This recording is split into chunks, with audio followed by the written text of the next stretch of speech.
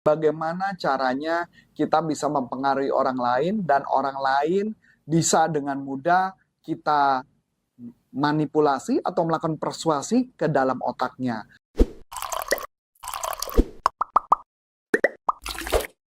Halo, jumpa lagi bersama saya Coach Antoni Sarif dari NLPleadershipindonesia.com. Saya seorang licensed trainer NLP langsung dari Dr. Richard Bandler. Topik kali ini adalah topik yang sangat menarik, bagaimana caranya kita bisa mempengaruhi orang lain dan orang lain bisa dengan mudah kita manipulasi atau melakukan persuasi ke dalam otaknya. Disclaimer dulu bahwa teknik ini sangat berbahaya ketika Anda gunakan dan Anda gunakan teknik ini dengan sangat hati-hati untuk tujuan supaya bisa digunakan dalam bisnis untuk bisa Anda menjalin hubungan dengan orang lain.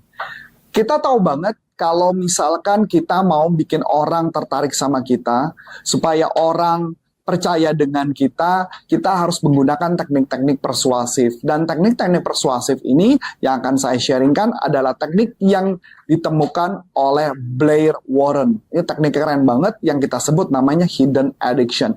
Kenapa teknik ini cukup gila banget, tanda kutip? Karena teknik ini benar-benar bisa mempengaruhi orang, mempersuasi orang sampai kepikiran bawah sadar dan orangnya akan setuju dan mengikuti diri kita. Nah, saya mau tunjukkan kepada Anda. Misalkan saya ambil contoh, ada seseorang yang kebetulan dia adalah orang yang belum tentu mau membantu kita. Dia adalah orang yang kelihatan sangat sulit lah untuk Anda pengaruhi atau membuat dia mau bantu Anda. Nah, saya sering banget menggunakan teknik yang disebut namanya the need to be needed. The need to be needed artinya kita membuat orang merasa dia dibutuhkan.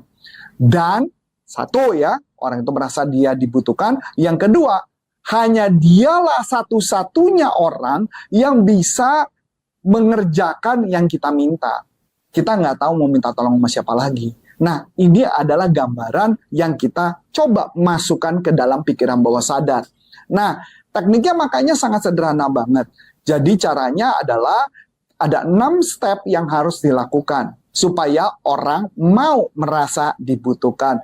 Yang pertama adalah kamu bicara kepada orang tersebut, jelaskan situasi kenapa Anda membutuhkan pertolongannya. Misalnya Anda contoh, Anda pengen banget dia membantu Anda dalam sebuah proyek Anda. Anda ngomong, saya punya proyek nih, ada proyek yang kelihatannya berat banget saya lakukan. Saya nggak punya keahliannya. Nah, nomor 2 adalah jelaskan tugas secara spesifik terhadap orang itu dalam situasi itu. Misalkan Anda contoh mengatakan bahwa you are the only one yang bisa melakukan itu karena proyek ini membutuhkan skill tertentu. Nah, yang ketiga, tekankan betapa pentingnya tugas ini. Kita bisa mengatakan proyek ini harus dilaporkan hari Senin dan ini sudah waktunya deadline. Saya nggak tahu lagi harus ngapain. Yang keempat adalah tunjukkan hanya orang itu yang mempunyai kualifikasi kemampuan unik tersebut. Nah, yang kelima adalah terbuka bahwa Anda mengakui bahwa Anda ini memang butuh pengorbanan sih.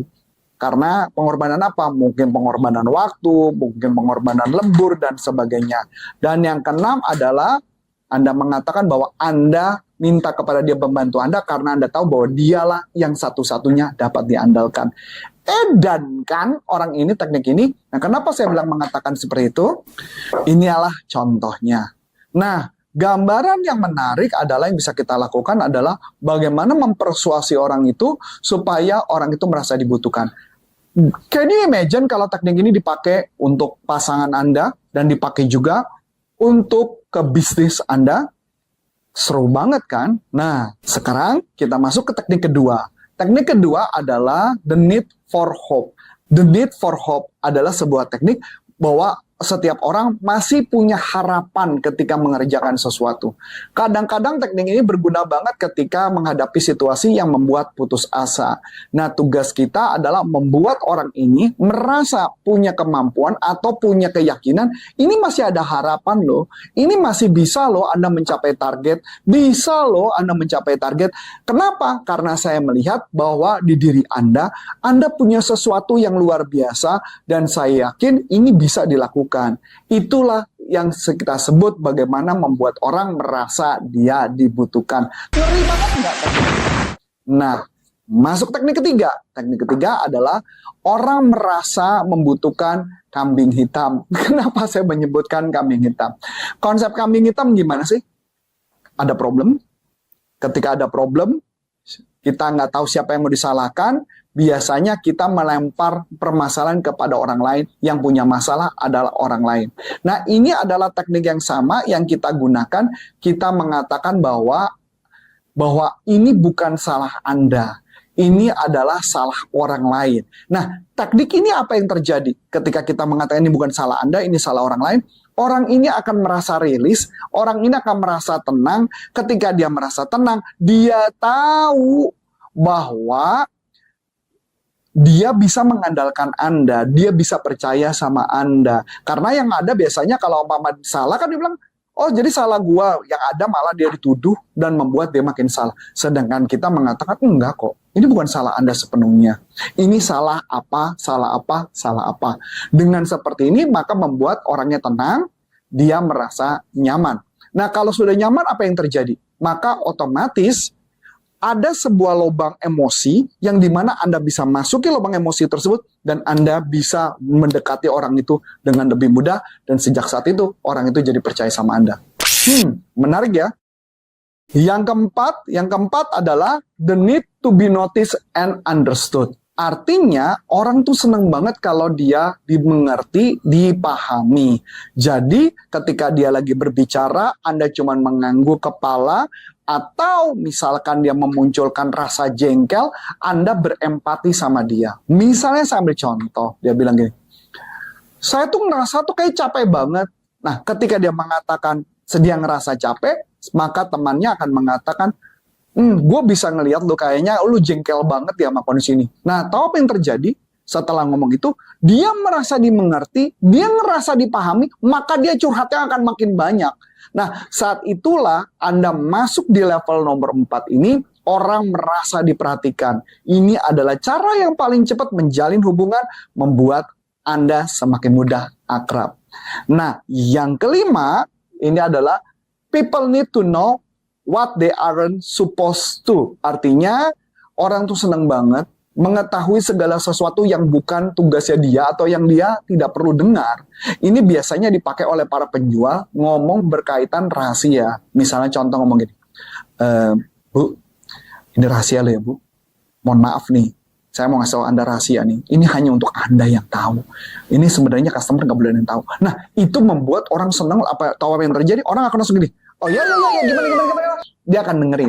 Di saat itulah kita bisa bermain di sana. Karena orang suka banget yang berkaitan yang namanya rahasia. Ya kan? Keenam, orang senang banget selalu dianggap benar. Jadi ketika dia berbicara sesuatu, dia punya challenge tertentu. Ketika terjadi percakapan, dia misalkan yang mengatakan, oh saya maunya begini-begini kontroversi. Dan Anda cuma mengatakan, saya setuju dengan pendapat Anda. Pendapat Anda masuk akal. Karena dia senang sekali orang itu dianggap benar.